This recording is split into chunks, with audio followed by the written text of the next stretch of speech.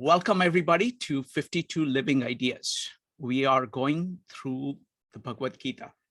We are on chapter 5. I'm delighted to be working with Yogeshwar to give introductions to people. So today, the plan is that I'm going to do some introductory remarks. The reason for the introductory remarks is that I want to make Bhagavad Gita and Indian thought accessible to people. Now, my ability to do that is not very good, but that's what I'm trying to do.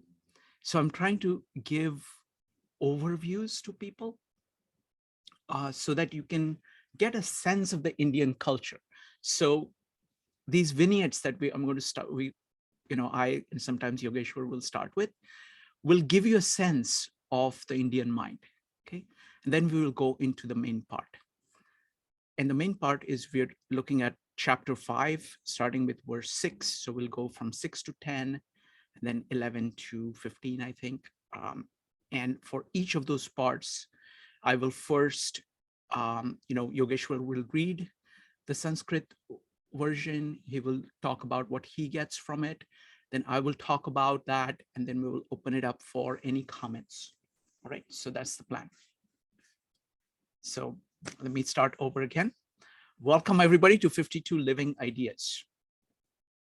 What I want to start with today is actually something different.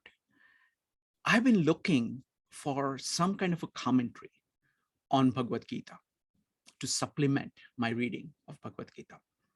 And I finally found it. It has been with me for a long time. It's called Naneshwari. This is a commentary written by Santa Naneshwar. He is a contemporary of Thomas Aquinas. This is written in about, this is about 20, just a second. It is written around, I think he was born 1275, and this was written when he was about 16, okay? So what I'm going to do is I'm going to read one of the verses. I'm just going to read one verse. It is totally 9,000 verses, but I'm going to read one verse, his opening verse, which tries to summarize what study of Gita is about. And then I'm going to read from his introduction about when he starts talking to people about what he's doing. So those are the two things I'm going to do, after which I'm going to ask Yogeshwar to give whatever comments he has on it. And then I'm going to open it up for anybody who wants to comment on these two things. So first is one sentence description of what Gita is about. And second is Naneshwar's approach to Gita and to learning, okay? So let me start. So I'm going to start by speaking the first line, and then I'm going to try to talk about how I understand it. Om Namo Jiyadya Veda Pratipanya Jaya Swasamvedya Atmarupa. So it starts with Om Namo Jiyadya.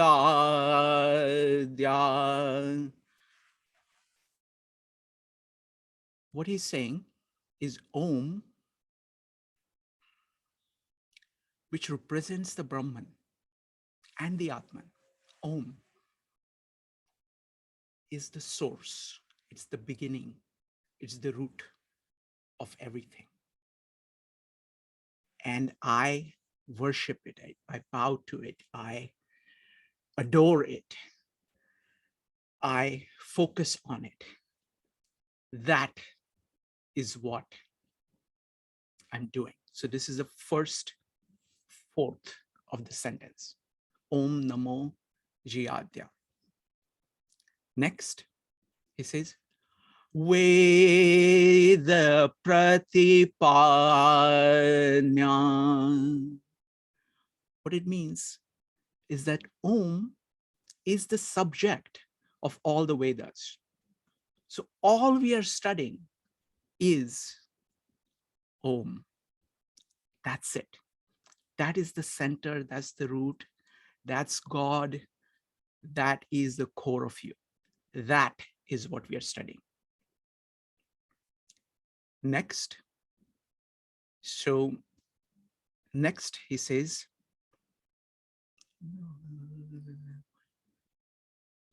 Jaya Jaya Swasamvedya Atmarupa.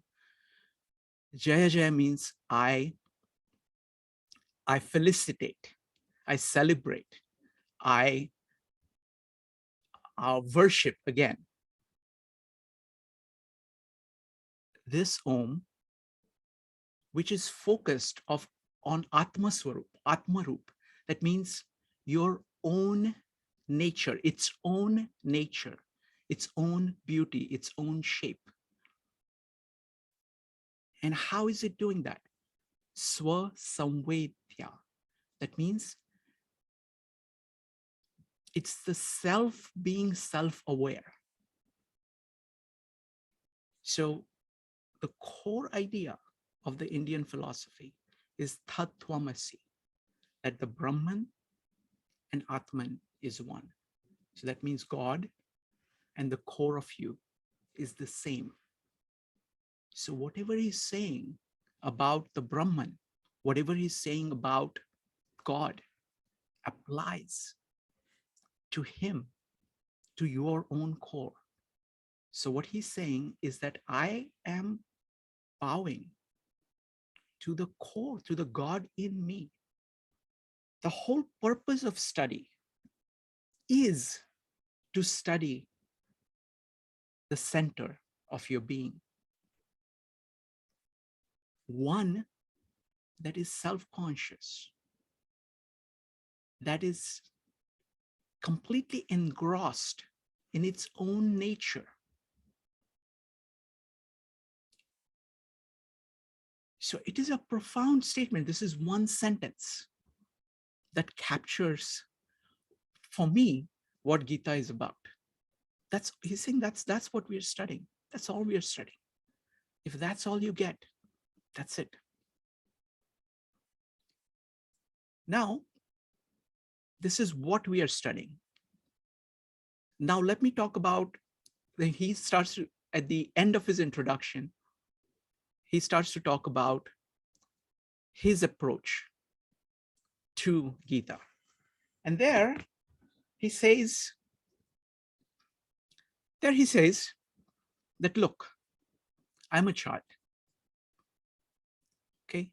Just like children, when they start to babble and learn to speak, they can't properly form the words. They don't know how to pronounce the word. The word in Marathi is called bobda. Bobda means a child is speaking sentences, but can't quite get the pronunciation. But he says that when a child speaks like that, his parents actually adore it, though he's not speaking properly. And that's the state I'm in. I'm really not able to speak about such a thing, because he's saying it's like, and what he's saying is that he's now talking to the audience. He says, look, there is this God in you, which is the sun. My capacity is only of a firefly. So it's like I have this temerity of trying to light up the sun when I'm a firefly. Okay, so please, just like parents overlook the faults, he says, look, if I'm fail to say something, please fill in the blanks for me. If I say too much, which doesn't make sense, please ignore it. Okay. Now that is an attitude of a seeker. This, what he's saying, is completely in the Indian tradition. Now, remember that he's saying this is being said by the person who said that one sentence, capturing the whole essence of what is being done by Gita in a single sentence. And he's saying, this is babbling. This is just me trying to learn to speak. Because the grandeur of what I'm talking about, which is there in God, in existence, and in my own soul, and in your soul, it's so grand that whatever words I'm speaking are no good. I'm struggling. Okay. And now if what Naneshwar is doing is this, then I think like my reaction to him and what I'm saying right now is like an infant cooing, looking at his big brother babbling and saying, oh, that, and trying to produce a sound. Okay, that's about as much. But what I'm saying is that this is core of Indian approach to things, both of God, who you are, what other people are, what learning is, the love of learning, making allowances for people who are learning, and remaining humble, no matter how little or how much you know. Okay, so I just wanted to bring that as part of the context. So now I'm going to have Yogeshwar, would you like to talk about any comments on either the first sentence or Naneshwar's talking about him being a seeker? Yes, actually, about being the seeker. So that is how you can reach the final state of enlightenment, basically. If you are not a seeker and you feel that out of the words that you have heard or out of what you have read, you can understand everything, then you're basically in a state of mind whereby you feel you have everything, but you don't have it. Because you have only taken the words to be everything, but the meaning of the words is actually what should be happening within you. And you have totally ignored that part and only taken the words as they are. So that is actually being a seeker, whereby you know you have not walked the path, you know others have walked the path, so you can actually bow down to them and ask how I can walk the path myself. Yeah. And not only by reading the words or listening to somebody should I feel that I've become greater. It should be an experience from within that comes, and it should actually be a practice from within. Wonderful. I want to talk about the thing I like about Naneshwar is the metaphors he uses. And partly, Gita is full of metaphors like this. And Naneshwar kind of adds to those metaphors. So for example, I'll talk about two. And for example, when he's describing his limits, he's saying, it's like, I'm a parrot and I'm trying to give you the ocean by carrying it one at a time in my beak and transferring it to you. Okay, it's a completely futile thing. But that's what I'm trying to do here. Okay. Now, I want to also point out two different beautiful metaphors he's using in later works, later in Jnaneshwari, one using the ocean and one using the parrot. Okay. So let's take the one on ocean. This actually this metaphor originates in Gita, but he takes it much further. He says, most people think of themselves as salt. Okay. And when they grasp Om, they realize that Om is an ocean. And as they delve into it, they become one with it. So the Atma and Brahman become one. And another way of putting it is that the function is the ocean, and salt is the form. You get attached to the forms, but the forms came from the function and are going into the function. And that ocean, you realize, you look at another person, another piece of salt, another person who thinks that they are salt, but you realize that they're actually part of the ocean. So you see the ocean in them, regardless of that, how their shape is different. So that's one thing about ocean. I also love the metaphor he has on the parrot. He says, when a parrot is sitting on a branch, right, there is the sky up above, and that is his home. The whole of sky is his home, and he's holding on to the branch. Then suddenly what happens? So the branch is the thing on the ground, the material thing, and the Brahman is the entire sky, which is open to him. Okay. And then what happens is that for most people, there is a wind that comes along and he turns upside down.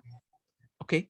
So now imagine a parrot turning upside down. Now he looks down and he sees the ground and he's afraid to let go of the branch. So it's like an inverted being, which has forgotten what its starting point is, what its home is, and what its temporary perching place is. And because he's afraid, because he's turned upside down, all he has to do is to let go. And the sky is his. But he doesn't, because he's turned upside down. So this is what Naneshwar keeps doing, throughout Naneshwari. So that's, again, that's what I wanted to add. Now I want to open it up for any comments that anybody has. Go ahead. What do you think either of this? There are two things that we talked about. One is the first line. Any comments on that? Any comments on the attitude towards learning? Go ahead and type exclamation mark if you'd like to comment. Any general comments are welcome to. Evanik. Yeah, the part about learning I love, because it's like, giving grace to people who are on their journey of learning. Because I think we're all in those different stages. We're in that stage where we don't know anything and we're just learning and we don't even know, like everything is new. And then you're in that stage where you're kind of getting it and you're making the connections. And so sometimes the tendency is to look down on the people that are just beginning, and there's a warning against that. And then I think, like, to get to true enlightenment, you always got to be learning. I love that, because there was a phrase that was in the training program I took, is that when you think you know something, you're kind of lost. Mm-hmm. So it's kind of like you always got to keep discovering something new, and that keeps the enlightenment going. And another thing I have wrote down was, like this, like in the beginning when you were talking about, this is the study of the center of your being. I love that too, because again, it goes back to that learning, and it's the study of this, like being the study of the center of your being. That's what we're all looking to do. I mean, we're just looking to get to the center of who we are, in some way, shape, or form, and everybody's in a different place. Wonderful. Thank you. Thank you. All right, let us begin with chapter 5. Yogeshwar, if you could just read, just 1 through 5, and then we can go ahead into number 6 to 10. So 1 to 5 just as a context, and then go into, wait a minute, Brian has something. Brian, go ahead. Yes, I like the idea of the seeker. And it would help me to distinguish maybe a couple things. Number one, what are you seeking? And number two, how do you seek it? And here this, how do you seek it? Or how do you do the seeking? Takes me back to a verse in the Gita, to be curious but not skeptical. Mhm. Can you help me there to draw some distinction? To me, what I think is you're confident that something is there, or that the other person is possessing some, some awareness that you would like to share with them. Sure. Uh, Yogeshwar, do you remember that verse? I think you had talked about it last time. I think it was in the last chapter. Yes, it's actually chapter 4, verse 40. Agyascha shraddadhanascha shanshayatma vinashyati. So they're talking about if you are skeptical, yeah, like you're always doubting what other people are saying, you're always doubting. So there's a part of doubting that is not part of learning. Learning has question and answer. But when you're always doubting, even in the present world or even in your practical world, yeah, you are not going to get anywhere. That's what the shlok is saying. You're not going to get anywhere. Then what about in the path of learning about what you have never seen? Yeah. So how will you get ahead in that path? That's what it actually says. Beautiful. Douglas, did you have a comment about seeking?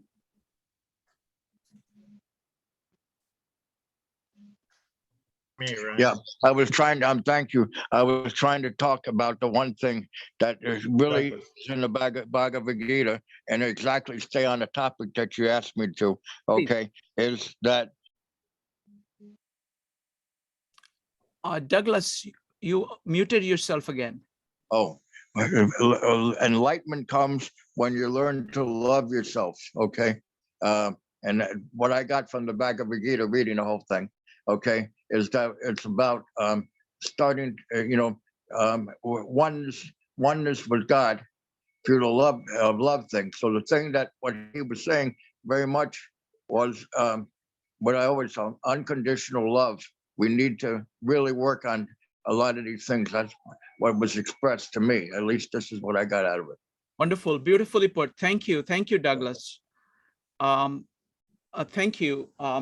Absolutely. I mean, see, again, you can see the deep commonalities between this and the Bible that we're talking about. We're talking about, this fountain at the core of your being, the fountain of love, and the river that flows through it. Again, kind of, playing with metaphors. What you're saying is that, what Gita is saying is that not only you have a river flowing, but that love is the ocean in which we actually live. So the existence is like that. It is true, it is conscious, and it is bliss. So Sat Chit Anand is how it is conceptualized. Next up is Zheng. Zheng. Yeah, I have a question about the seeking and what do you call it, doubting? We were talking about earlier.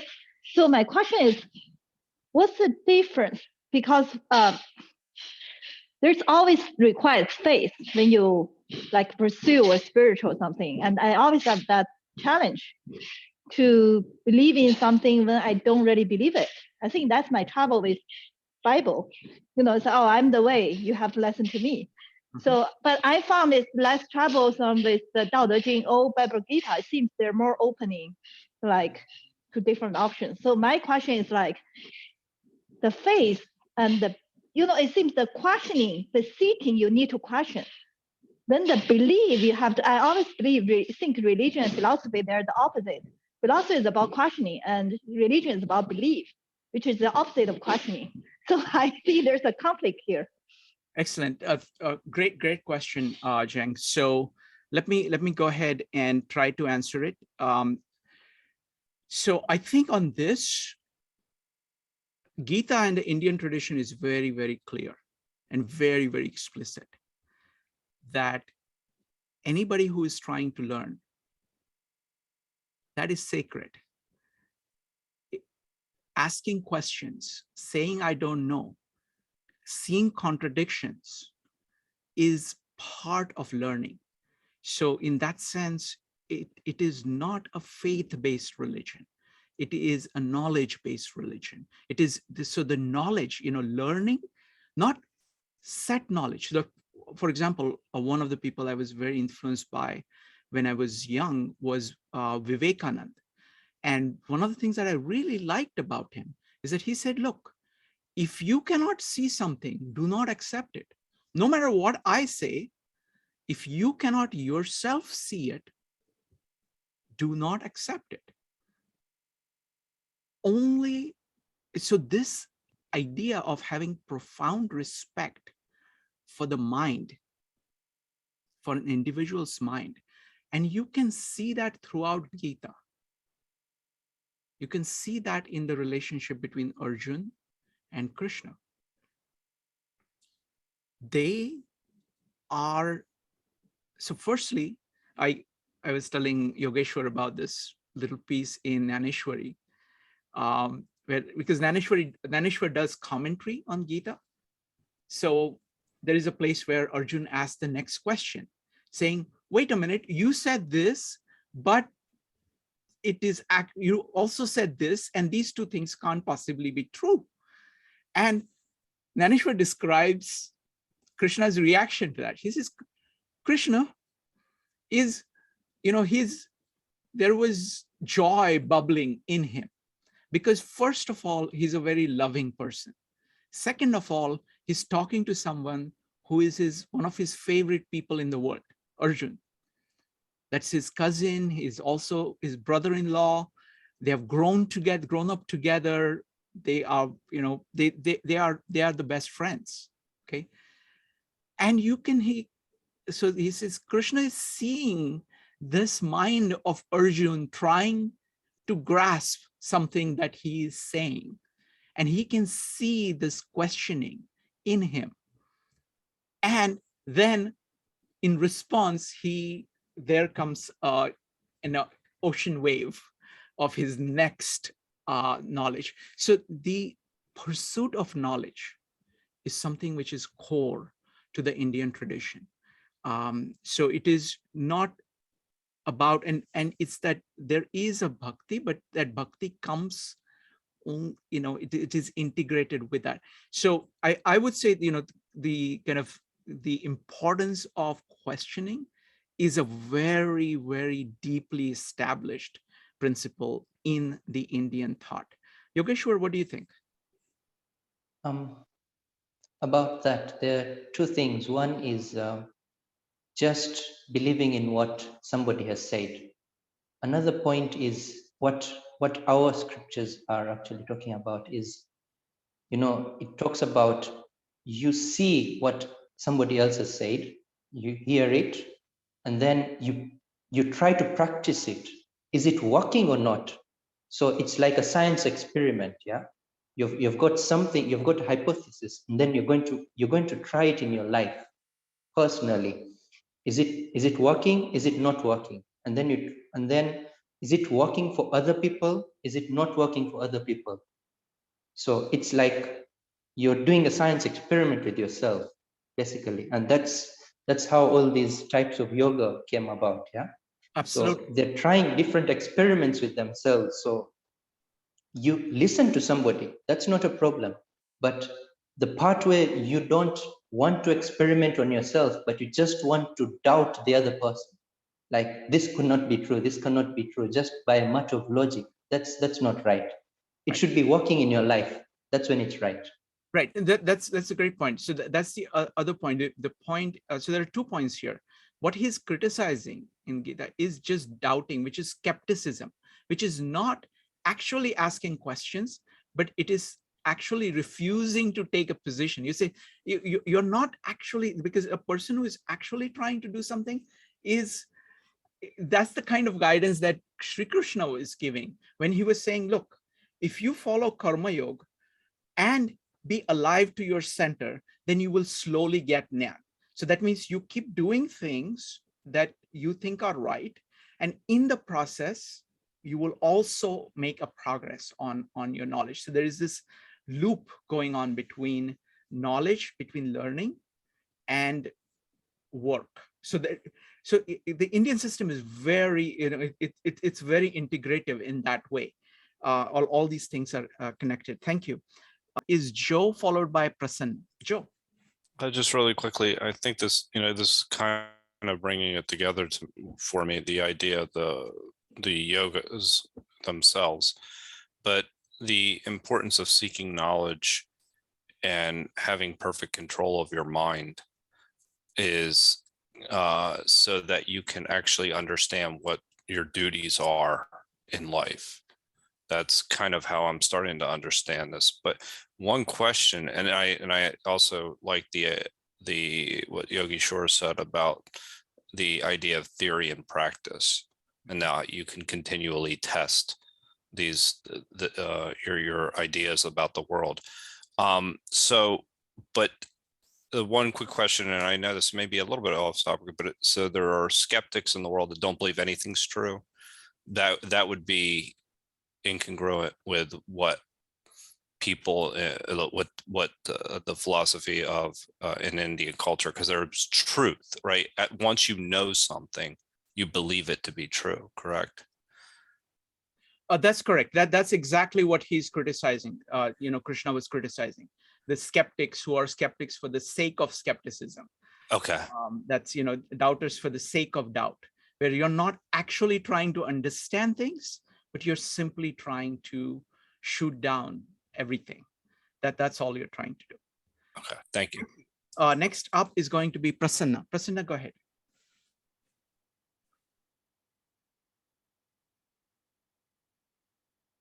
Prasanna, you need to unmute.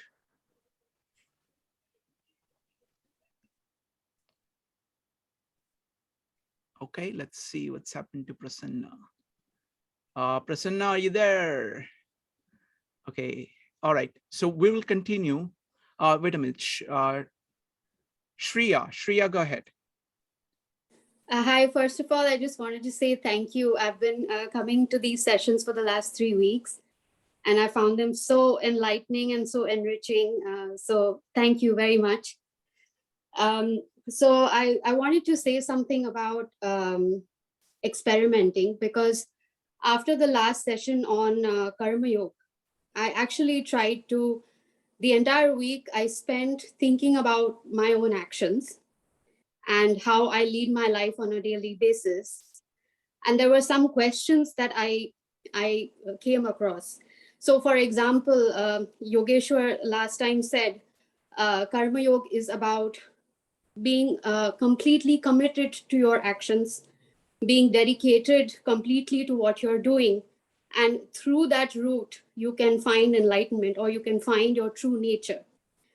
How does that sit alongside, say, ambition, for example? Wonderful. Does it mean that you should not do better? You should just be content with what you have. Wonderful. So that was the first question I had. Should I angle for that next promotion? Excellent. Go ahead. My second question was, to what extent is it really practical to be 100% committed to each and every action? So, for example, what if I really want to eat potato chips? I know it sounds really, silly right now, but if every action has to take me closer to my true nature, which is God, then I really need to come down on everything that I'm doing that's not, that's in the way, rather. Wonderful. So Thank you. How do you do this on a daily basis? Thank you, Shreya. Thank you. Yogeshwar, would you like to answer any of the questions? You don't need to. Folks, all of us here, the most important thing, Shreya, you've already done, and you asked the question. If somebody wants to answer it, they are welcome to do that. Yogeshwar, if you'd like to answer any of it, please go ahead. Yes. So there are two things in Gita. So one part is you should be ambitious. That's not a bad thing, to go ahead. But the thing is, when you get aligned with your Swabhava, with your Prakriti, and you get aligned with your karma, all those ambitions will be fulfilled automatically. You don't need to really get to it, because, like, just talk about Picasso, he just made the best paintings in the world, He was just aligned with his karma. So like there's no one who will say, Picasso, I won't give you a promotion, or I won't put your painting in my house. Like everybody will run for him, for his painting. So just do your karma the best you can. And like, you don't need to worry about your promotion or your ambition. It will just come automatically. So that's one part of it. And the other question was about the crave for eating, the crave for other panch vishayas that we talk about, 5 senses. So there's one thing about, you should be aligned with the center, you should be aligned with your karma in a way that even when you're eating, we had a shlok in the Gita that I am giving to God. I am actually, what I am eating is God. And all those processes, the karma you are doing, it actually makes you aligned with your center, and all those cravings go away. You won't eat as a craving, but you will actually eat as actually revering to God. You're actually giving back to God. That's how you'll be eating, and you'll be totally conscious about your body. Right now, the cravings we have, we are not conscious about how they affect our body, how they affect our mind. So when you're aligned with your karma, when you're doing the karma just for God, and you're actually doing your karma to the best, you will be very much conscious about your body, about your mind, and how what you eat, what you do in the world affects you. Wonderful. Thank you. Thank you, Yogeshwar. Next up is going to be, let's see, David, followed by Margarita. And Prasanna, if your audio is working, go ahead and type exclamation mark. David. Yes, Shrikant, in 2 comments. One is following up on the comment about the Yogeshwar of experimentation, that this is just reality. In other words, if we try to do things and we are hit in the face by reality would come back and tell us whether what we're trying to do works or doesn't work. We can keep trying and we can keep experimenting. And then if we don't learn the lesson, reality will teach us again until we do learn the lesson. And beyond it, on this concept of experimenting with in the Gita and yoga, I mean, as we've mentioned before, each of the chapters of the Gita is a yoga. So the issue is for each of us, to find, just as you said at the very beginning, what is the yoga that resonates with you? What is the teaching? What is the way for you to reach enlightenment? That may be different for me, for Yogeshwar, whatever. And for each of us to experiment with each of these different yogas to find which one resonates with us, and which one helps us of this entire prescription or options, and about which is the one that resonates with us and helps us achieve our inner strength and our inner goal. And so we just experiment. It's a matter of, we need to, what works for me may not work for you and for someone else. So we need to experiment with each of these, not to say, oh, that doesn't work, oh, that's not right for you. To tell you, I can't tell you what works for you, and you can't tell me what works for me. We need to experiment and understand how, through these stories of the Gita, how to try each of these ones and find the one that works for us, to do that experiment. And then reality will tell us which is the one that is leading me, as opposed to you or anybody else, to my enlightenment. It's beautifully put, David. I mean, one of the crucial principles here of Gita is that Namaste Principle, of saying that God in me greets the God in you. So there is a God in you. And you have to find a way to your own God. You have to find your own path. And my ability to somebody else's ability to see that is very limited. And so there has to be this deep respect with the other person, and saying that they have to follow their own path. And there are multiple paths that are there, and there is multiple combination of paths, and people will learn at his own. Like there are places where, see, I'm not very good at remembering where I get things from, but like there is one place where Arjun asks Krishna, what happens is that if I'm on a good path, but I make a mistake, does that mean that it destroys everything? He says, no.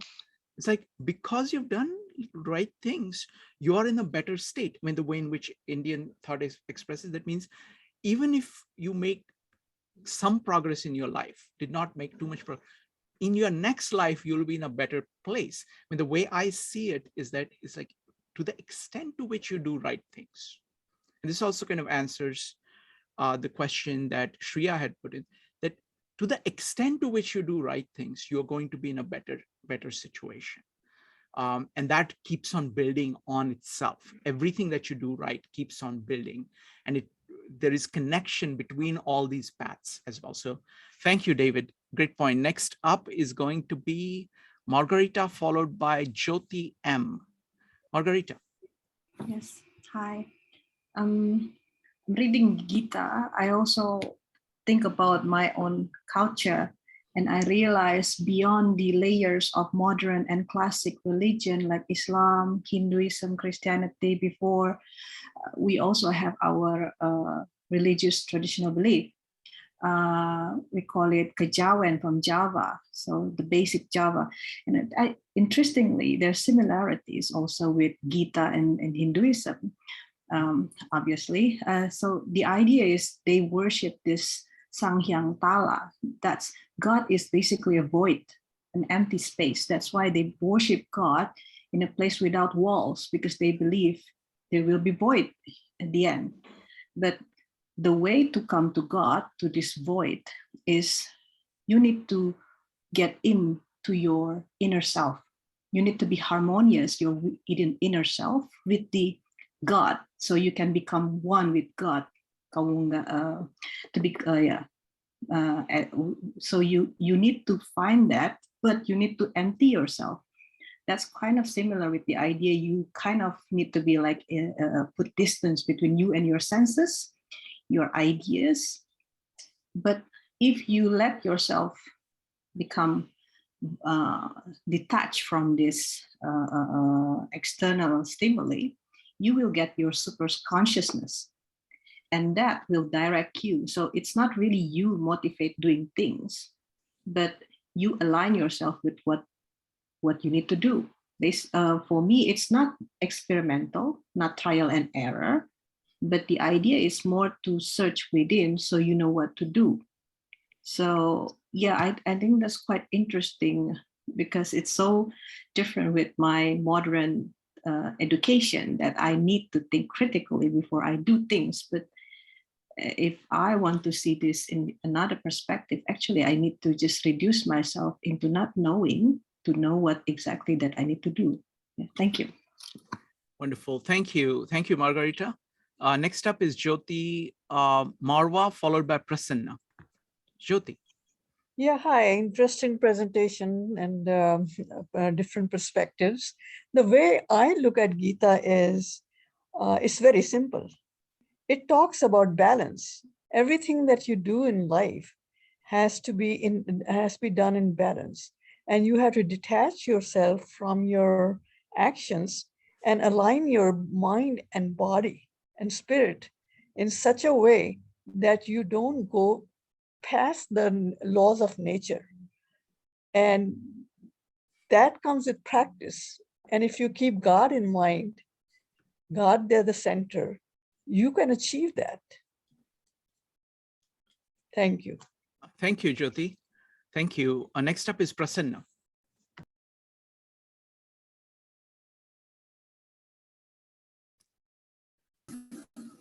Go ahead. Hello, am I audible? Yes. Hi, everyone. I think there were a couple of things that I wanted to just add on.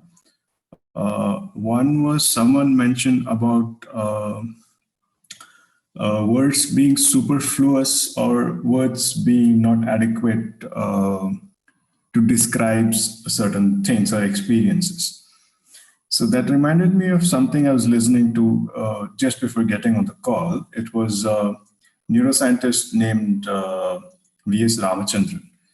And he was explaining how the right brain and the left brain, there's a translation difficulties, or they both speak in slightly different languages within ourselves. And the right brain being able to grasp the meaning within ragas, within sounds much more, and the left brain needing words, needing more descriptive stuff, needing more accurate, factual based information.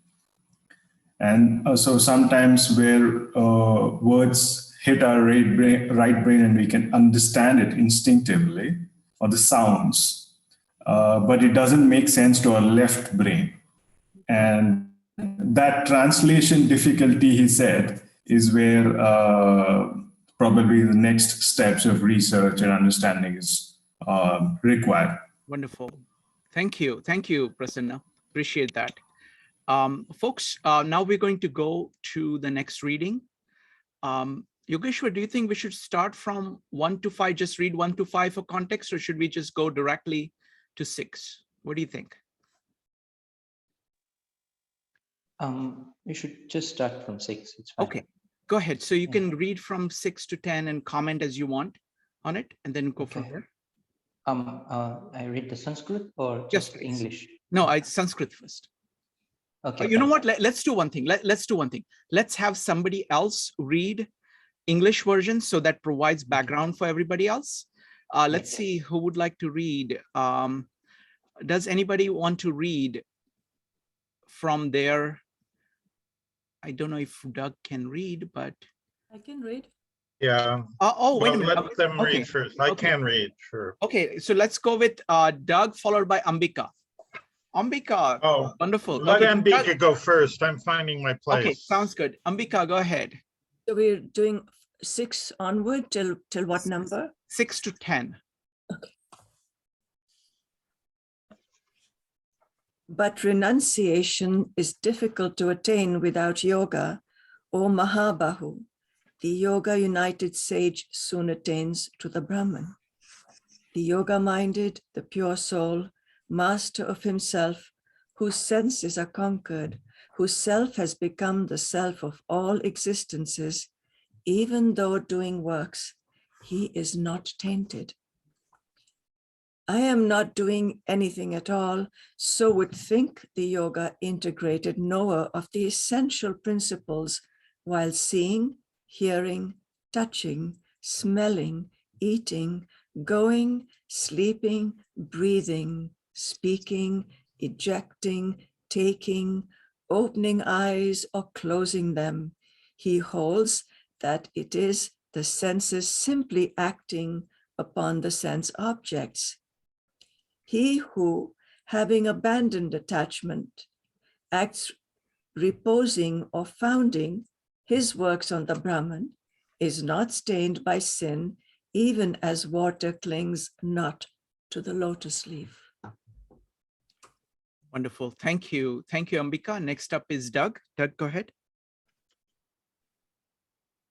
Renunciation indeed, O mighty armed one, is difficult to attain without yoga. The sage who is disciplined in yoga quickly attains Brahman. He who is yoked to yoga, whose self is purified, whose self is subdued, whose senses are conquered, whose self has become the self of all beings, is not befouled even when acting. I do not do anything. Thus, steadfast in yoga, the knower of truth should think, whether seeing, hearing, touching, smelling, eating, walking, sleeping, breathing, talking, excreting, grasping, opening the eyes and shutting the eyes, the senses abide in the objects of the senses, thus believing, placing his actions on Brahman, having abandoned attachment, he who acts is not befouled by evil any more than a lotus leaf by water. Wonderful. Thank you. Thank you, Doug. Yogeshwar, go ahead. Yeah. Sanyasastu mahabaho dukham aptu mayogatah yoga yukto munir brahma nachirena dhigacchati. So here, a person who is only doing sannyas, yeah, he will have a great difficulty. You know, here, the part of he will have great difficulty is really important. You see, he's not saying impossible. He's saying great difficulty. So a person who is also doing yoga, you see, the way you say it, it's a loop. So while you're doing yoga, the part of being at the center, it all comes together. And you just know how everything just moves on within the loop. So while you're doing one, the other thing is already going on. So the same way here, when you are doing your karma to the best of your potential, just for the karma, not for what you will get after it, not for the material thing that you'll get after it, but just for the karma, then you are going to reach Brahma just not in a short time, but just there and then you have reached Brahma in no time, basically. Wonderful. So, Yogeshwar, do you mind if we talk a little bit as we go along for each of these verses? yeah, we can talk. That's fine. Okay. Yeah. So I was reading Naneshwar's commentary on this because what he does is that he actually elaborates on this. He says, look, what Arjun is looking for is something which is a surer way, a simpler way, one which has, one which gives more, I mean, this is my words, one which has more feedback. See, this karma that you're doing karma yoga, the amount of feedback you're getting from the center and from basically all other souls around you is very, very large. Whereas if you're trying to do the sannyas mark, where you're trying to give up karma, you are cut off from a lot of feedback. So now for few people, maybe they can do it, but it is not as stable a system. You really need to be extremely pure. And that is very, very hard for most people. And very, very tiny amount of people. So he's saying for most people, and Naneshwar actually says for most people, this is a surer way and a safer way and a more direct way, because you're getting this enormous feedback from the center, from everything else that kind of makes that the process easy. Go ahead. Yoga yukto vishuddhatma vijitatma jitendriya sarva bhutatma bhutatma purvannapi nalipyate. A person who is doing yoga, what will happen is the first thing that they're saying is vishuddhatma. Yeah. So a person who is doing yoga will have a pure atma, like he will be able to differentiate between who I am and what my body is, what my mind is. Vijitatma. So there are two things about atma here. So one is vishuddhatma, another one is vijitatma. So the difference between them, one is knowing. Vishuddhatma is you can just be and know who you are. Yes. And Vijitatma is you can control how to get there by, like you see, there's so many things that disturb us in the environment, in doing all these things that we are doing. So Vijitatma is you can control your senses, you can control your mind. You know, being there is another thing, and controlling your peripheral is another thing. So you can get there and you can control your peripheral. You can control your mind, your body, and it's all in your hands now. You're like the king. You're seated on the throne, and now you can order. Like my mind, do this, and it will do it. My body, do this, it will do it. So such a person is Jitendriya. Now, since he has conquered over the mind, over the body, where he will say, that is where his senses will go. His senses will not be meandering around, going to all these material things. He will be able to control them where he wants them to go and where they should not go. So he can control everything in his body, in his mind. And then Sarva Bhutatma Bhutatma. So such a person will, so these are all steps, yeah? Like one step, step by step. So such a person who is controlling his senses in this way, what he experiences, this is an experience, not just wordings, but what he experiences is the whole Brahman, all these beings are me. It's like your bubble. You see, we all have small bubbles in this world. Like this bubble is mine, this bubble is me, this bubble is me. But his bubble gets so big. You know, when a bubble bursts, it's actually, it just becomes what it was before. Like it just becomes space. So you understand that your bubble is now actually space. Like all bubbles are within you.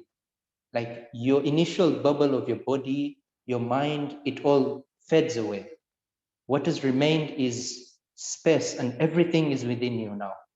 Like you feel it. It's not about whether it's true or not. Like you see, the thing is like I understand you are different from me, and that is going to remain. Like your Atma is totally different, my Atma is totally different. Your Swabhav is going to remain with you, my Swabhav is going to remain with me. But the experience you get, and then you cannot do any harm to anybody because they all, you experience something in a deep way. And then kurva napi na lipyate. So he is going to do all these things in this world, yeah. But you will see that I am at the center and I am constantly there. And what is in the peripheral is going to affect the peripheral, and that is very fine to do. And the world will continue running. It like I will get some stimuli from the world, and my senses are going to react to the world in any way. But I am totally different from all that. I am totally different from my senses. I'm totally different from my stimuli. So that is how he's going to experience everything in the world after that. Wonderful, wonderful. So I'll say a couple of things. I mean, I like those the two distinctions of Vichitatma and what is it, Vishuddhatma? Vishuddhatma. Yeah. So Vishuddh is pure. So what Krishna is saying is that, so one thing you're doing is that you're purifying your intellect, and second, you are achieving control. And the purpose of that is that even in the last line, what he's saying is that though you're performing all kinds of actions, you are never getting entangled in that. So this is a very profound point in Gita, that this is not center versus periphery. A karma yogi is going into periphery from the center and coming back to the center relentlessly. It's not getting entangled in the periphery. So none of the actions are taking his attention away from his own soul.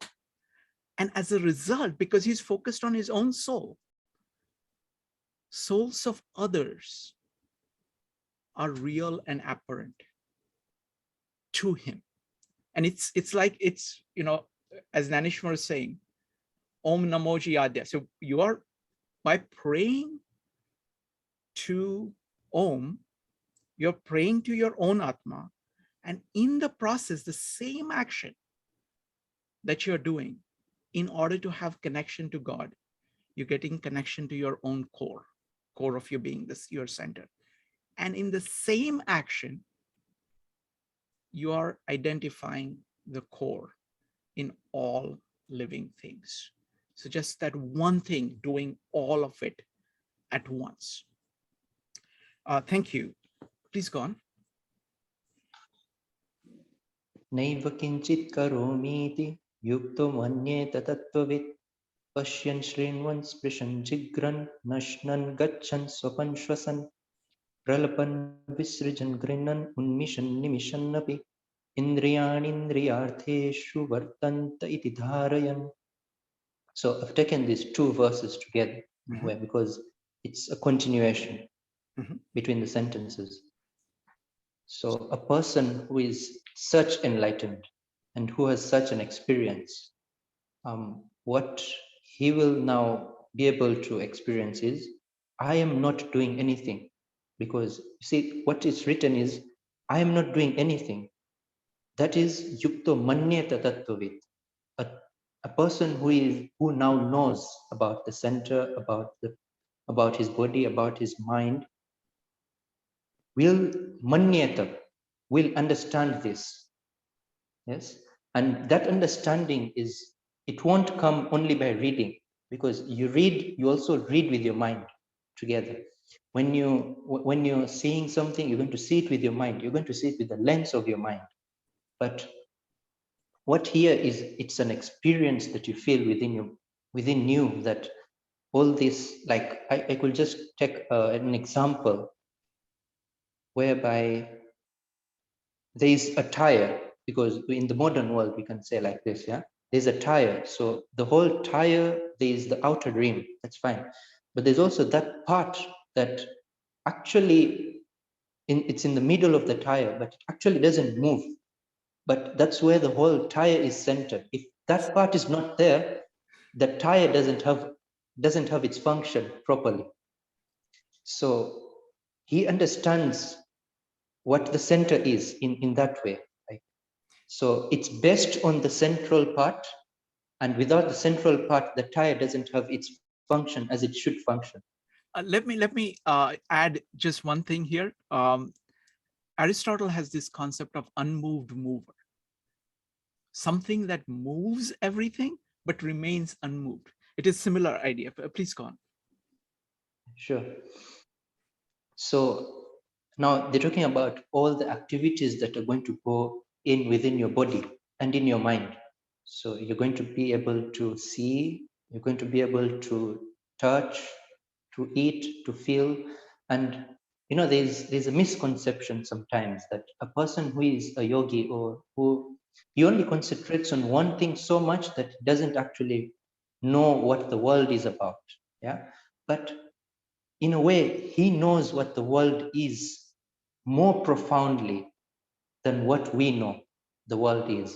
We only know the world with concepts that other people have given us. Yeah, but he knows the world out of experience. He experiences the world in a different way. He knows how to control his mind, his body, and how other people could also control their mind, his body. And since he has known his center, he can also see the center in other people. Even though they have not achieved it, he can see that there is a potential inside them. And because a seed is also called a tree, because the seed could anytime become a seedling and then a tree, anytime.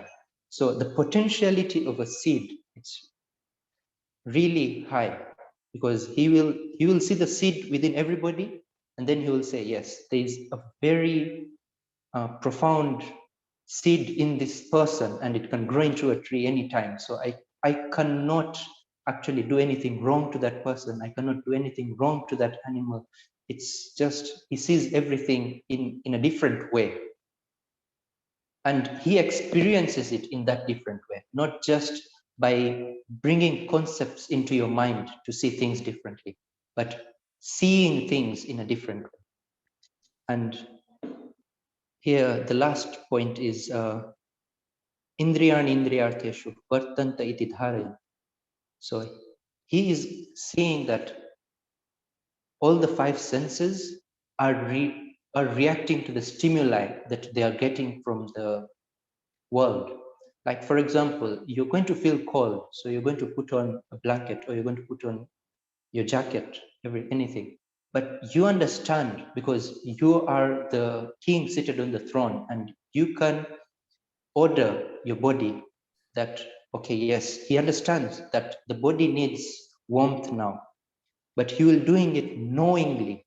He will do it consciously, not just because it's a practice that he has been doing from before, like from when he was young, but he will actually do it consciously with all the mind, all the body, and actually with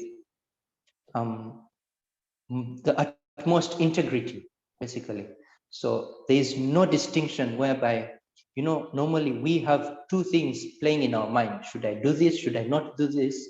What is the best thing to do? Whether if two things clash, what should I do? And you can see in the whole of Gita, Krishna doesn't have any question. What should I be doing this or should I be doing this? Yeah. The questions arise like, is this the best way or is this the best way, until we have not reached enlightenment. But when we have reached enlightenment, there's no question. It's, you just see everything as it is and how it should be. With integrity, you understand how the world interacts with you as the Atma, what you are to the core, and then it all, you understand everything with that. Wonderful. Thank you. Thank you, Yogeshwar. I want to compare, I want to show the commonalities of this, what this verse is saying to what we discussed in chapter 2, the idea of sthita prajna. So it's a similar idea. It's like sthita prajna. So you're standing, your wisdom is steady. You are standing in that wisdom. You're experiencing many things, you're doing many things, but throughout that, because you're standing, so another way of thinking about it is that because you're standing in the center and you're never really losing touch with the center, no matter how much whirling motion is going on around you and the one that you're participating in, you do not, you still are grounded in that. So it's like the physical equivalent of the description of sthita prajna that we discussed in chapter 2. Go ahead, Yogesh. Sure. Brahmanyadhaya karmani sangam tyaktva karoti yah lipyate na sapapena padmapatram ivambhasa. One thing here profound is Brahmanyadhaya karmani. All what you are doing, like take it all, because you are the king seated on the throne right now. Yeah. And you can see all the karma happening around you. You can see all the activities of your brain, your body. You know them, and then all that activity. Now, it's not me doing it. Yeah. So you take it and put it to God, like God, because actually the profound point is here. Brahmanyadhaya karmani. So you're going to take all these activities and you're going to say that, God, you made this world, yes? And all this peripheral, the center, it's all made by you. It's all actually you're doing. And you see, you understand that there is something more profound than me. When you get so integrated as Atma, you understand that there's something more profound than me, that something that is energizing this whole world. This whole world is being taken on. It's all in a circle and it's all moving by him. So you can know that there's something greater than me. After you understand that I've reached the center, but there's still something I am not taking on the world. I'm not doing the activities that are happening in the world. So Brahmanyadhaya karma, you realize there's something greater than you, and all the karma is actually being done by him. It's like what we are doing right now. It's like there's a whole river flowing with a massive flow of water. And then there's a small tree that's actually a seedling, not a full tree, but a seedling. And then it's trying to go in the opposite direction of the water. So that's what we are trying to do. yeah, with our senses, with our mind. But when you understand the flow of water and you flow by it, yeah, and all the karma will happen just spontaneously, just how the water is flowing, and you'll get in the flow. And then you will not have a problem with the flow. It's actually just going to be with your prakriti is going to be aligned, your swabhav is going to be aligned just with the flow of the world, and everything is just going to go in a systematic way. So sangam tyaktva karoti, he is not going to have any attachments to what he's doing because he is centered. He is not going to be, let's say, touched by any activity he does. Here it's written lipyate nasa papena. So papa, basically, I explained in the previous meetup, papa. So the meaning of papa here, we can take it the way we understand it, like papa punya, like the good activities and the bad activities, what they will bring. But we could also understand it in a higher level, whereby the bad activities mean what does not take you towards enlightenment and what actually stops you from getting to the center, all that. Now, even though he's going to do all these activities, there is nothing that can stop him from being at the center. Lipyate nasapape. But padma patram ivam bhasa. So here they're giving an example in Gita, and Gita is full of examples. So there's a lotus in, lotus in here in India, there is like so much mud within the water, and then the lotus is there. And if it rains, then the lotus just, it just grows more, and it will always be on top of the water. And even though you put mud on top of the lotus, that mud will just slide off the lotus. And it won't be touched by that mud, because even though it grows in the mud, it will never be touched by the mud. It will never be touched by all that around it, even though it actually grows within the mud. So that's a great example here. We are born into this world, but how this world doesn't affect you as you being enlightened. It's a great example. Beautiful, beautiful. I love the lotus. I mean, that's a very big symbol. I mean, the idea of that it is growing in the mud, and it is firstly so beautiful. So there is this beauty in the mud. Secondly, the leaves of the lotus, they are such, there is something, I don't know exactly what kind of covering it has on it. Actually, leaves of lotus are used to serve food in India, because you can, any liquid that is there on it doesn't go in it. It just flows off it. So that's what it's saying, that, the water just flows off it. So it's like it is in water, but the water is not in. The other thing I want to say is, like, I love the Sanskrit words. Like, for example, for attachment, they use sangam, right? Sangam is such a beautiful word. This is like two rivers meeting. So they are so mixed together, the waters become so mixed together that you cannot separate them. So that's what he's calling attachment. You see, that's what is, so it's like even the beauty of the words is just incredible. All right, so we've covered 6 through 10. Now I want to open it up for any comments and any thoughts just on this 6 through 10. What do you think of 6 to 10? Any thoughts that you got from it? First up is going to be Bill, followed by Claudio. Bill, go ahead. I've heard it said that the discipline is in remembering who we really are, that we are the Atman connected to the Paramatman. And and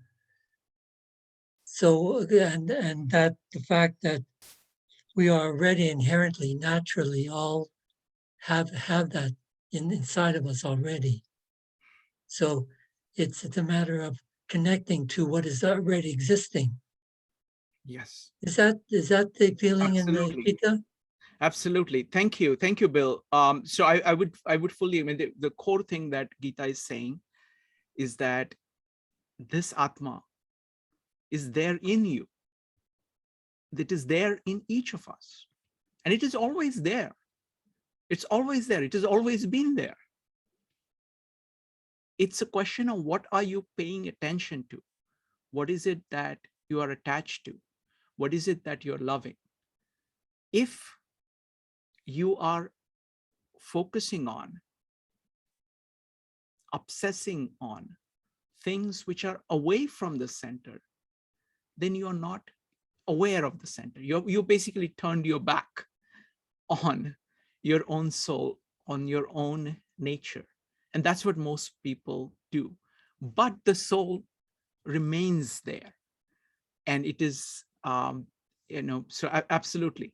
Thank you. Next up is going to be Ambika, followed by Claudio. Ambika. So since you mentioned Sthit Prajna and Yogeshwar talked about the lotus, for me, what shows up is be of this world, but not of this world. Be so centered that you're not pulling on attachments and so on.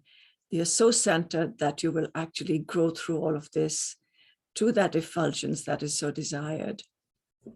Thank you. Through another 5 verses, we'll go through. The next batch is going to be from 11 to 15. And then what I'm going to do is to actually tell you more about Naneshwar and Naneshwari, because it's a great example of this learning tradition that is there in India. So I want to do that. Let me see. Does anybody else have any comments so far? I'm going to give another few seconds.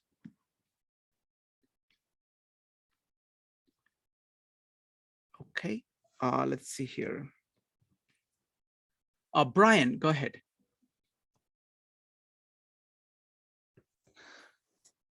Let me just say a couple analogies popped into my mind, first of all, and that is that mushrooms, they grow as a single organism underground, and then they pop up individually above ground. It just struck me that that's a good analogy for this awareness you're talking about. That also, I believe that's also true of aspen trees. Aspen trees are a single set of roots underground, but then there's individual trees above ground. So the individuality is more apparent than real. But that leads me to my question is, when you say that you're focused on your center, does that exclude, I mean, you've said it that it doesn't, but it seems like if you are focusing on your center, it includes, let me put it differently. If you're embracing your center, it includes embracing others' centers, the centers of other people and things. If you're just embracing your own center, you're exactly right. Yeah, it's the point is this. I mean, and this is the crucial point, which is unique to the Indian philosophy. What it is saying is that Tattvamasi. So existence itself, I mean, you are God. So when you are embracing your own center, but look at the other, when you're embracing your own center, you are embracing all of existence. When you are embracing all of existence, you are embracing your center. And when you're doing that, you are embracing, you are recognizing and respecting and relating to the centers of others. So it's all about Atma. It's all about the Om. It is all about the Brahman. It is all about, so this saying that Tattvamasi, that at once, so it's not like I'm focused only, when you say that I'm focused, there are people who are focused only on themselves, but not on others. They're focused on their ego. They are focused on, using the Naneshwar analogy, right? It's like a salt. When you're saying, this is me, and you're saying that that's the salt, then you're saying, oh, that's another salt over there. Okay, those are two very different things. When you go to the stage where you are focused on the Brahman and the Atman, that salt, you realize that it's part of the ocean, and it dissolves into the ocean.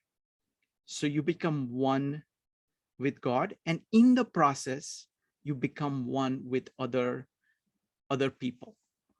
The core of the other people. You recognize, the way it puts it is that you recognize let's see here.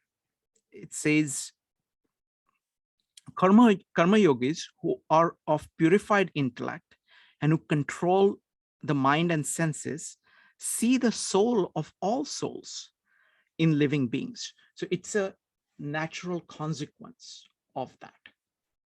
So this is a big theme that we are going to keep coming back to. Folks, what we are going to do now is let's continue on to the next set of verses, and then we'll again open it up for comments. So Yogeshwar, let's go through the next set. So 11 through 15, please. Kayena manasa buddhya kevalairindrayairapi yogina karma kurvanti sangam tyaktva atmashuddhaye. So here I just want to talk about karma at two levels here. So one level is what we understand, and the karma that we are going to do to get to enlightenment. Yes, that's one part.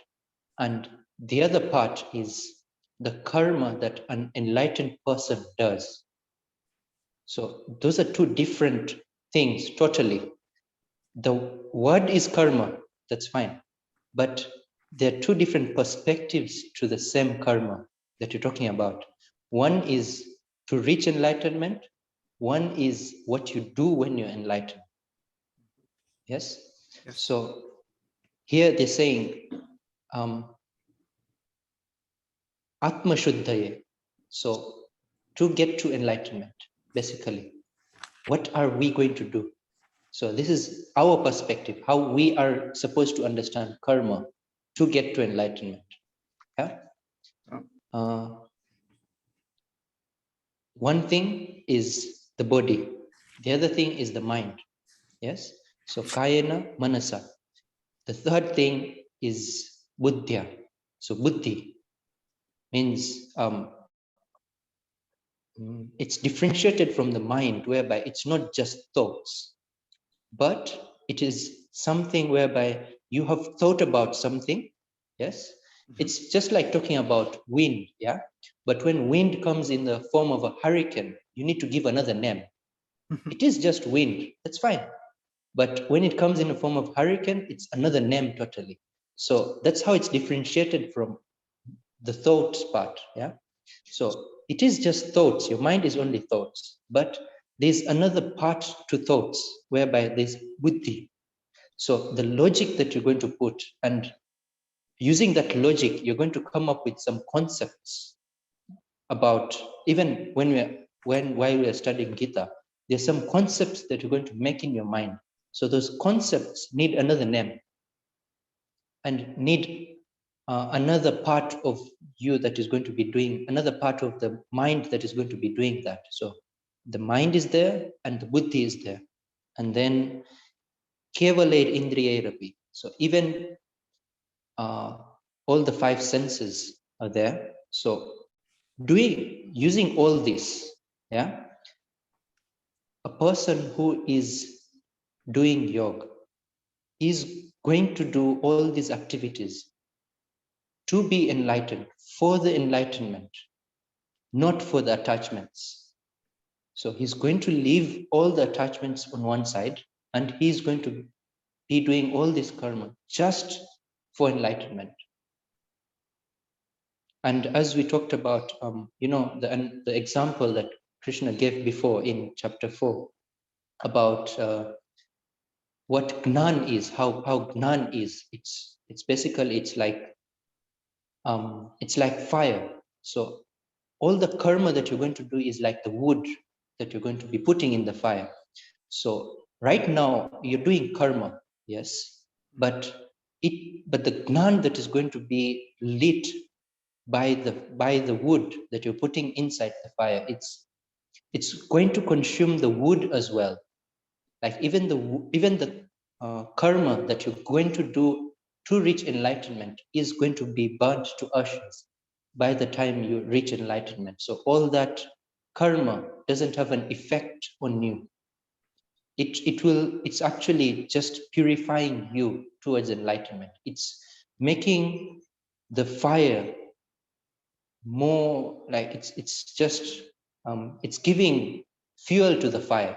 Basically, it's making the fire bigger, all the karma that you're doing. So don't worry about the karma that you're doing aligned towards enlightenment. That won't be a problem for you. It's going to be burned by the fire of the enlightenment. Can you read the last word and show me the kind of what parts it is, because it's about self-purification. So can you tell me the parts of it? Sangam tyaktva atma shuddhaye. So Sangam tyaktva, that means leaving attachments, and then Atma Shuddhaye, that means for enlightenment. Yeah. So yeah, for being purified. I really love this idea of self-purification, that you're doing these things for self-purification. So and again, this is a profound point, because about the center and the periphery. So so what it is saying is that you're acting for self-purification. So in all these loops, you're going through these loops. With each loop, because you're doing the right thing, you're becoming purer. Your thoughts, your actions, your emotions, all of them are getting more and more oriented towards the center. So you are using the actions to purify yourself. So I found that very profound. Thank you. Please go on. Yeah. Yuktah karma phalam tyaktva shantimapnoti naishtikim ayuktah kamakarena phale sakto nibadhyate. So a person who is doing karma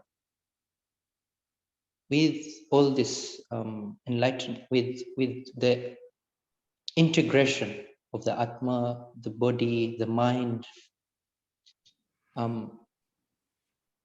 that person, the way he's going to do karma, he's first going to leave all the attachments, and he's going to leave,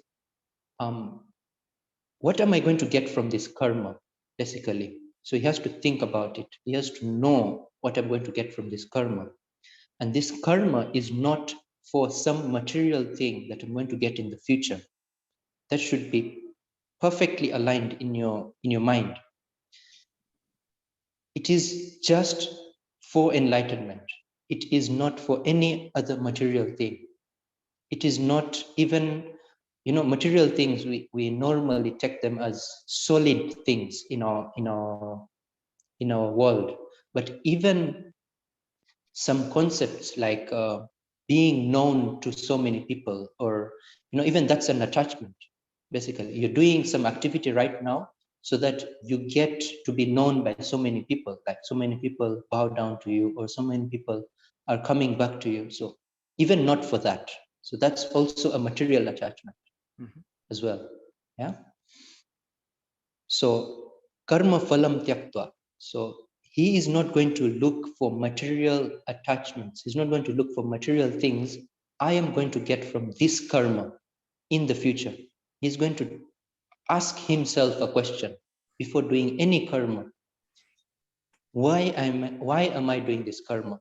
Is it for something in the future? Even doing something really good, yeah, like somebody has lost his wallet or something, and you see it, and you're going to give it back to the person. Do you expect him to say that you are good, yeah, to see you as good, to see you as a more important person, yeah, than other people. Are you doing that karma just for that material feedback? Mhm. Or are you doing it because it is the right thing to do? That's, you'll always be asking these questions to himself, yeah. So such a person will have eternal bliss. And basically here, Shantim apnoti neshtikim. He is going to be able to do all these things and be in bliss. Neshtikim means bliss that doesn't now go away and come back and then go away and come back. It is just there. It's always there and it's never going to go. But a person, now this is the second line, but a person who is not aligned, who is not integrated, yeah, who is not working out of his Atma, and he is actually not knowing what his mind, his body are different from him. What is he going to do? So he is going to be attached to the material things in the way the worldly solid things that we have in our world, but even material concepts about feeling good because somebody has told you you are greater than them.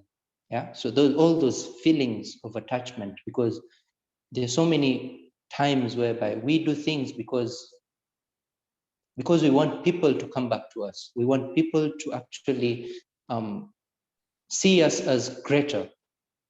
So even all those concepts, which in Indian it's called mana. So I would not get a actual translation of that if you could help me. Right. So it is basically what you're trying to do is that you're trying to look for acknowledgement, respect from other people. You're trying, so you're taking the action, the purpose of which is that people see you. You're going after your reputation. You're trying to look good to other people, and you're trying to create an effect on them, and you're motivated by them, by having that effect on them, instead of a motivation of being an internal motivation. It is a motivation based on trying to impress other people. So and actually you're more concerned about what they think of you rather than what you see of you. You don't even notice that because you're all preoccupied with what other people are thinking of you. Go ahead. Yes. So that person will actually be attached to the worldly attachments, and he will be bound by them. Yes. Yes. Yeah. Okay. Next shloka. Please. Do you have anything to say? I just want to add something. Again, Yeah, I love sure. Naneshwar because he uses this. He says for the first first kind of person, offering the results of all activities to God, karma yogis attain everlasting peace. So the way in which Naneshwar translated is that peace comes and stays at his home. So it's like that peace has come home and it belongs there. So now it will be there as a result of it. Please go on. Yeah. Sarva karmani manasa sanyasyaste sukham vashi navadvare pure dehi naiva kurvan nakarayan. All these activities that he's doing, yeah, he will have his mind in the middle and he will actually know, I am different from the mind, the body.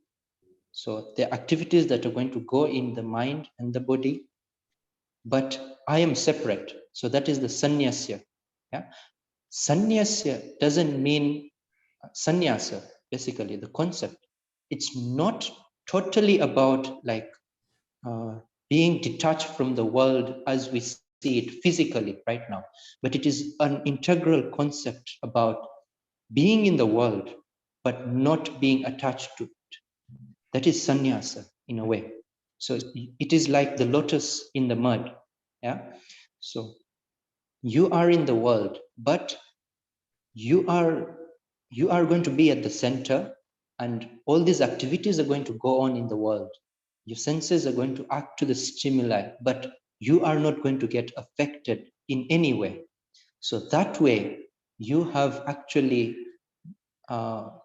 taken away, you've actually bridged a gap between the mind and you yourself. And you can now know that these two things are different. So that is the concept of sannyasya here. So you're not going to actually leave all the karma. Not about that. It is about getting some space between you and the mind. And that space is actually really important here. Yeah. Now, what will such a person achieve in this body of 9 openings, basically? Mhm. What that person will actually be able to realize is, I am not doing anything, and I am not making anything do anything, like kurvan, na karayan. So I am not doing anything, that is one thing, but I am not even being I'm not being somebody who makes others do something. Yeah. So everything is actually going like the example I gave about the river. Yeah. So what is happening is actually the flow of the water is what should be happening. Yeah. And that is what is happening. You just bending towards the flow of the water, that is natural. It's not your doing. Like you're not doing anything basically in just bending to the flow of the water. So that's what you realize, that what is happening is happening. You are out of the happening and you are not influencing the happening. It's just all there. So all the activities that are going on in the body, in the mind, they are happening. And I am just totally in the middle. It's like the whole wheel is spinning, but you're just in the middle, that part that is just in the middle, holding everything tight together, but it's just not moving. Wonderful. Please go on. Okay. न कर्तृत्वं न कर्माणि लोकस्य सृजति प्रभुः न कर्मफल संयोगं स्वभावस्तु प्रवर्तते. So 2 things, kartritvam and karma. Kartritvam means, karta means a person who is doing. I am the doer. And karma is what you are doing. 2 things, the doer and what you are doing.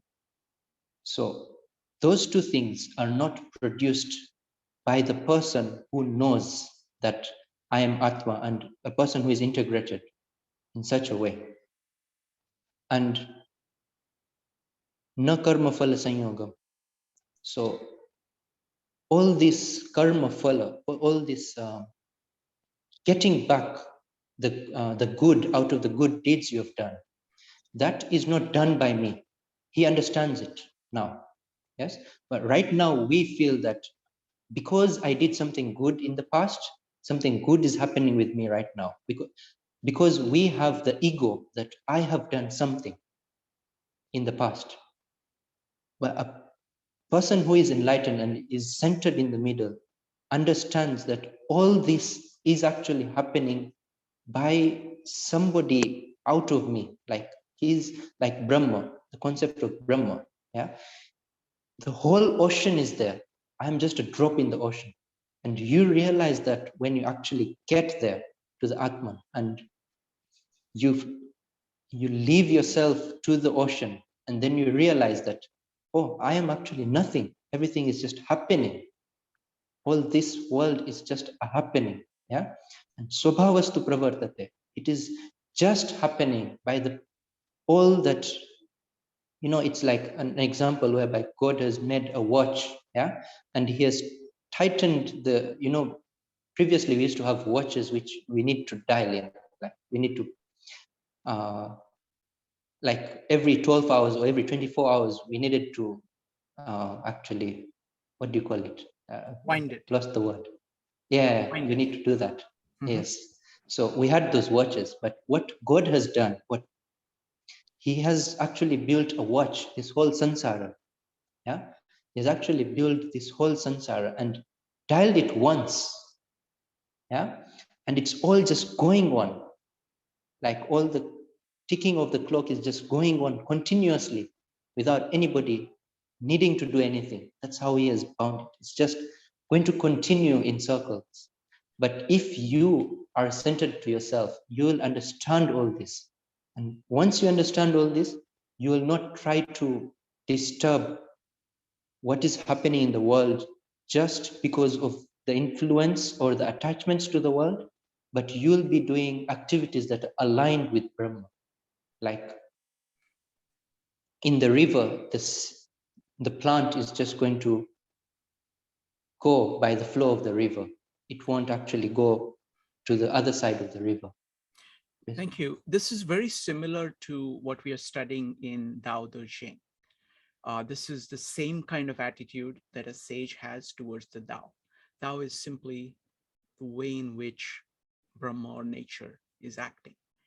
And you are accepting that and you are acting along that. You're simply saying that is acting through me. It is not that there is a separation. But so this is all about this profound respect for the Tao, for the Brahma.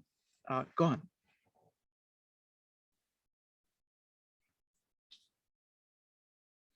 Sorry, you're on mute.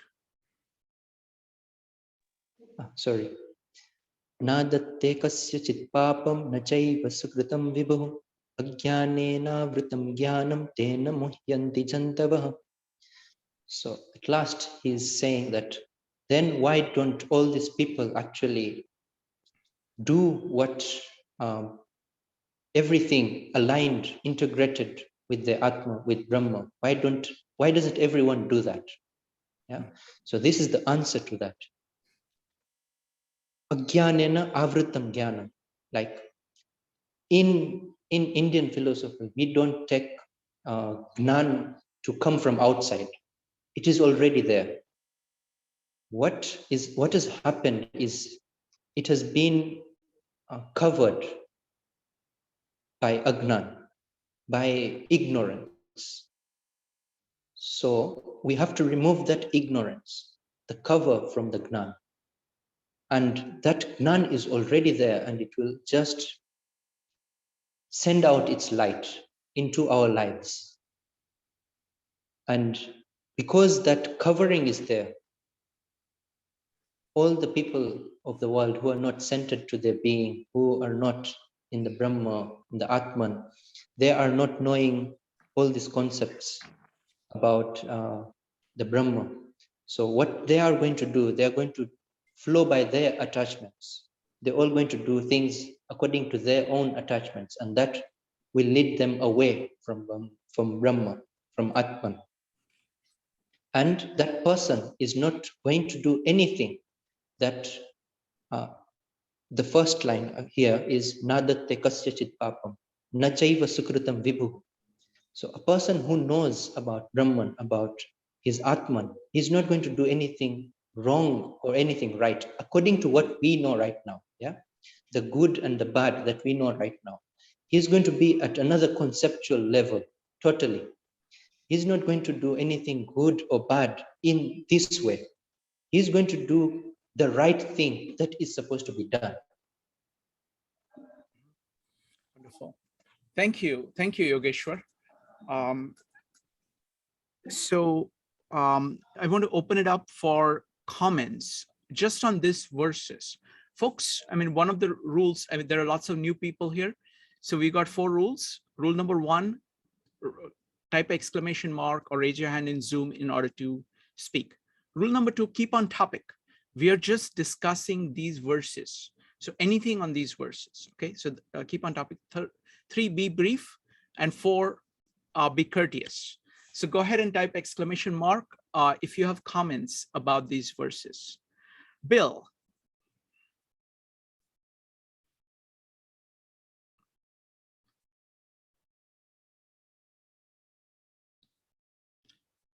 Bill followed by Jyoti. Bill, you need to, oh, just a second. Let me see if I can, hold on. Bill, go ahead.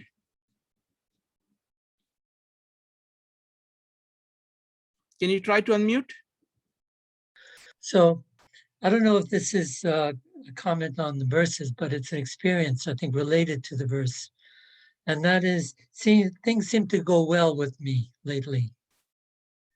You know, I make an appointment, it gets filled, it's not canceled. And I begin to think that maybe it's because I don't have any expectations of it going well. So I just accept whatever happens. And whatever happens is good. I can work with it. I can work around it. So I don't have any expectations, or I don't have any problems with living with it. Got it. Thank you. Thank you, Bill.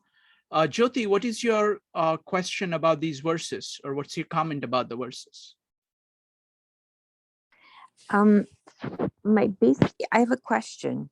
So we're talking a lot about right and wrong. How does one determine what is right and what is wrong? Sure. Let me take that. So this is a very fundamental question. Okay, this is a very, very fundamental question. I don't know where to begin, because this would be kind of going back, and let's see here. I mean, it's certainly not, I mean, what we had looked, it's a much larger question than we are dealing with. I'll figure out a way of bringing that back in. Okay, but it is definitely not about these verses, so I'm going to keep it aside for now. Next up is going to be Margarita. Yeah, I'm just recalling the earlier verses from Arjuna when he asked, so what is the right thing to do? This is like us asking, what is right, what is wrong for me to do? Because we want to avoid fault. We want to do the right thing. Why? Because we're educated in such a way we avoid problems and failure in our life. But I think after that, the verses is saying more like, you do your action. Don't think about what is right or wrong. That's, to me, almost like existentialism from Sartre, the humanities, from the book Humanity is Existentialism is Humanity, saying that sometimes it's not the whole thing. I took that equal with Gita, yeah, but this particular part is like existence precedes essence. Sometimes you just don't think about right or wrong, because when it's your duty to work, to perform, it's no longer about right or wrong, because in the end, you're just doing your deed according to the natural law. And there is no right or wrong. You'll be purified. The deed is purified because you're just doing your deed. Something like that. Yeah, thank you. Wonderful.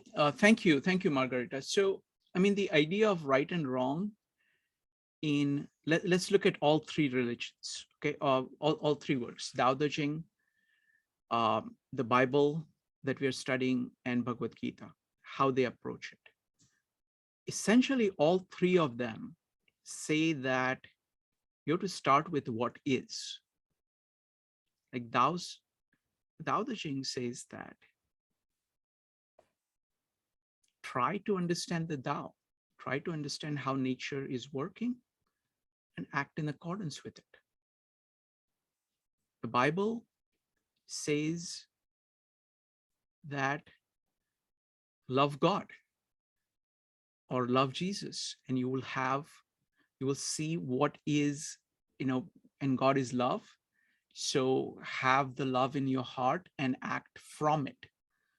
That is, that's a simple way of putting that. In Bhagavad Gita, the verse that I started out with, you have to, it always starts with the Om. It always starts with Brahman. Then Brahman, Atman, saying that you are you are that, and then act in accordance with that. So act from the center and to the center, connected with the center. So that is how right is thought of in all these three traditions of saying,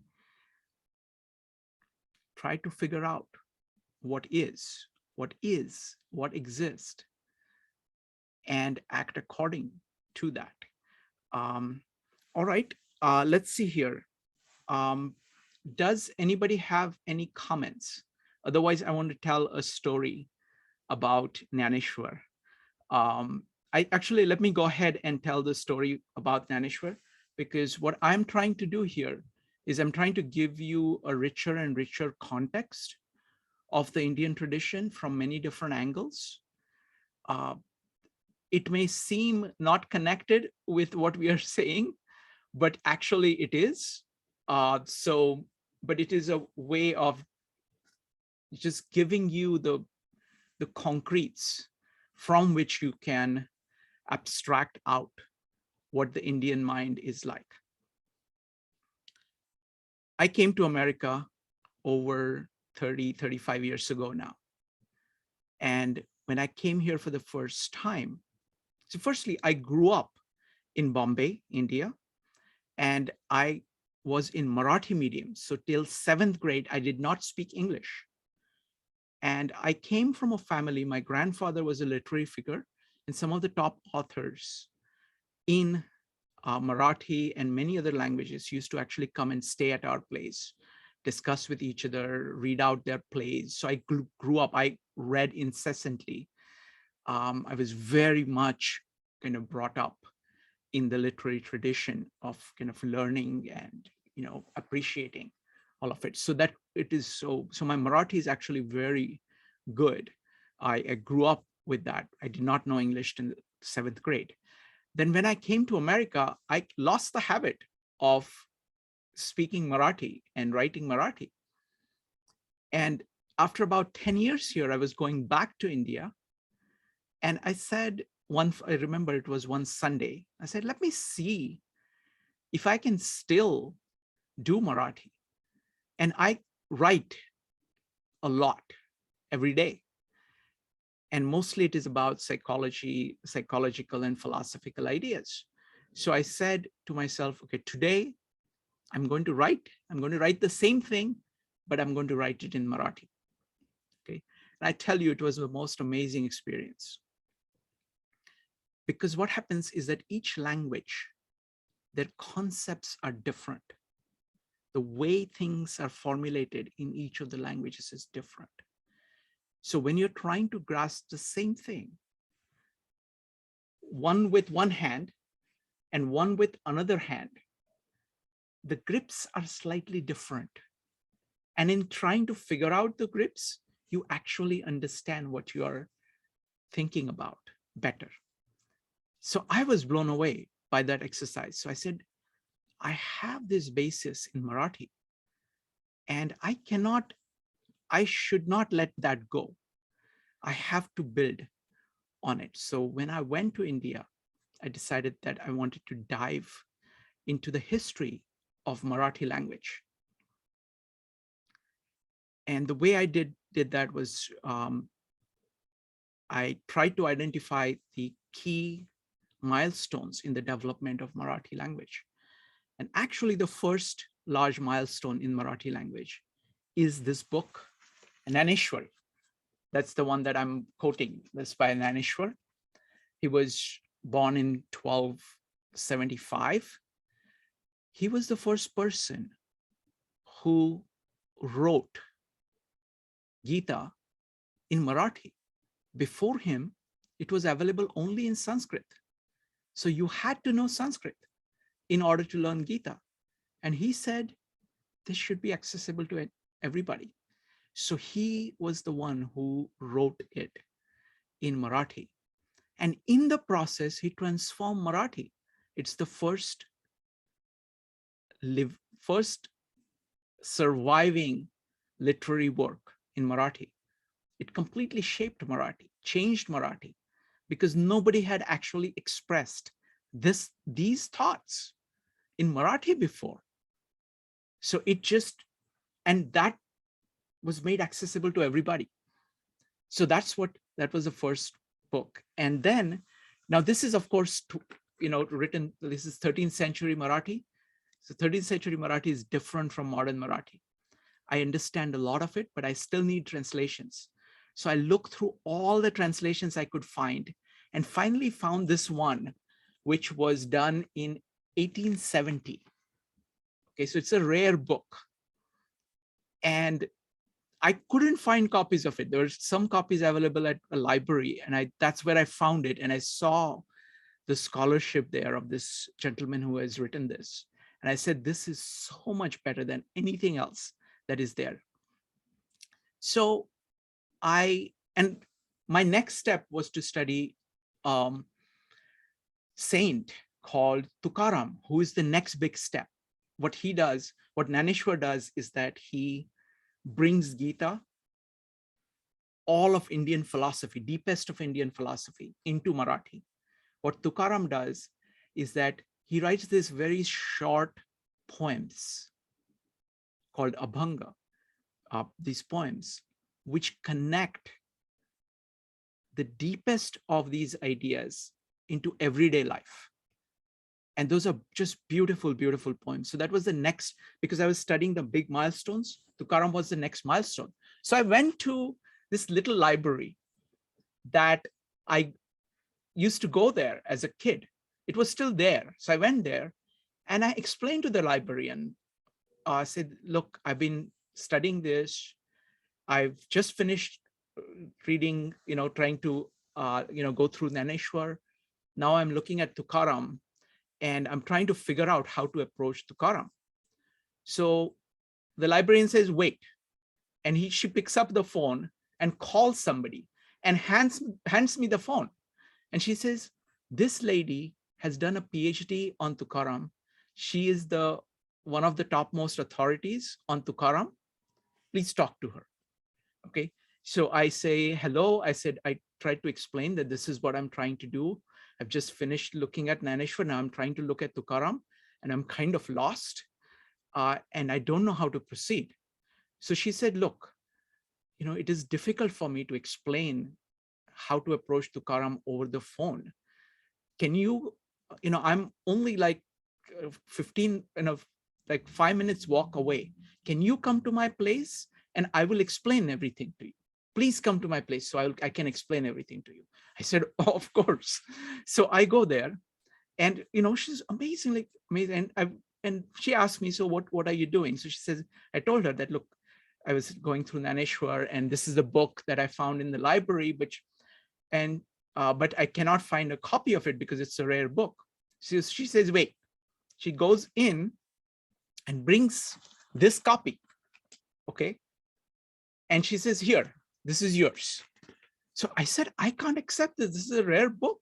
She says, no. My mother-in-law just died recently and she left me this copy. I already have a copy. I can't think of a better use of this copy than to give it to you. Okay. Now,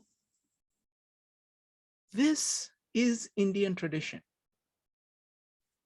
There is reverence for learning. Anytime anybody sees that somebody is trying to genuinely learn, people go out of their way to help. Okay. So, and it doesn't matter the level. I mean, the way she was talking to me, she says, please do me a favor. Please let me talk to you about Tukaram. Okay. And I was completely taken aback by that. But that is the Indian way. Just like Naneshwar, while capturing the whole of Gita in one sentence, says, please excuse me, excuse my babbling. I'm talking to you. You are the son, you have the God in you, and I'm trying to tell you what it is, but please understand that I'm doing this out of love. So please excuse, my mistakes. That is the Indian tradition of learning. So Naneshwar, and it's just incredibly beautiful work. It's about 9,000 verses, just like the one verse I read. It's 9,000 verses commenting on the 700 verses of Gita. And again and again, what he tries to do is that he shows you how it actually applies in everyday life, using this just incredible set of metaphors and all kinds of things. So I just wanted to share that with you. Next time, as an introduction, I want to talk to you folks about the relationship between Arjun and Krishna. It is a beautiful, beautiful story.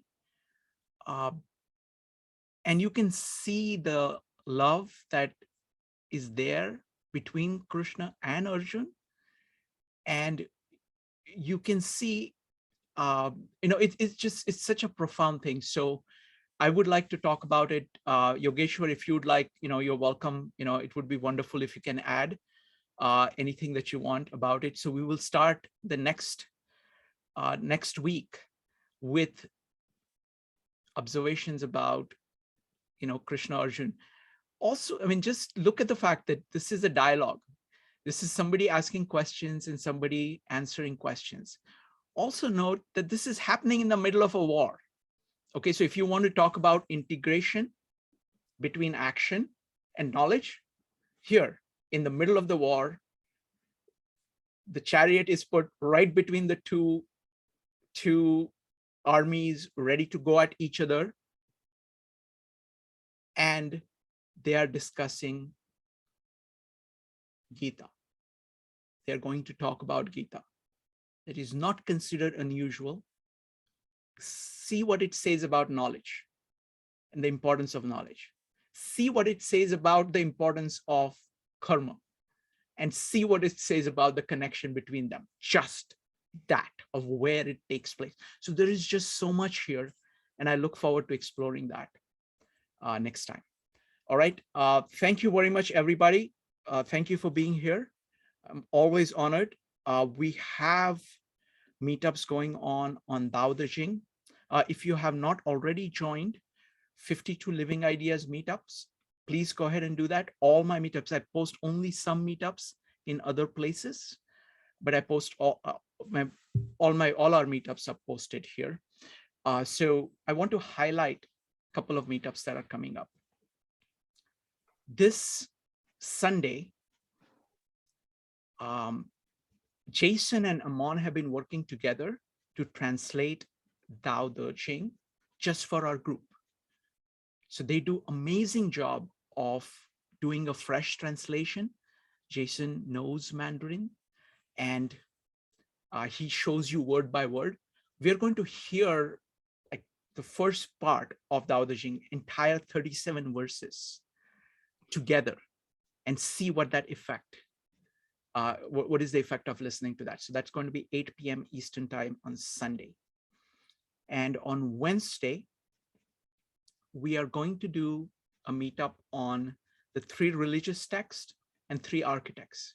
So we're going to, this is part of our Comprehensivist Wednesdays, where we try to connect different fields. So we're going to see the commonalities and differences between these 3 works, Gita, Tao Te Ching, and Gospel of John. We're also going to do the same for the 3 architects, Louis Sullivan, Harold Nelson, and Buckminster Fuller. And then we are going to try to compare how these architects look at the world and how these religious texts look at the world. What are the commonalities and differences between them? On Tuesdays, we do Tao Te Ching, and on Thursdays, we do Gospel of John. And Fridays is always Gita. All right, so it's always an honor to have you here. Thank you very much, everybody. We will see you soon. Bye, everybody. Bye. Thank you, Yogeshwar.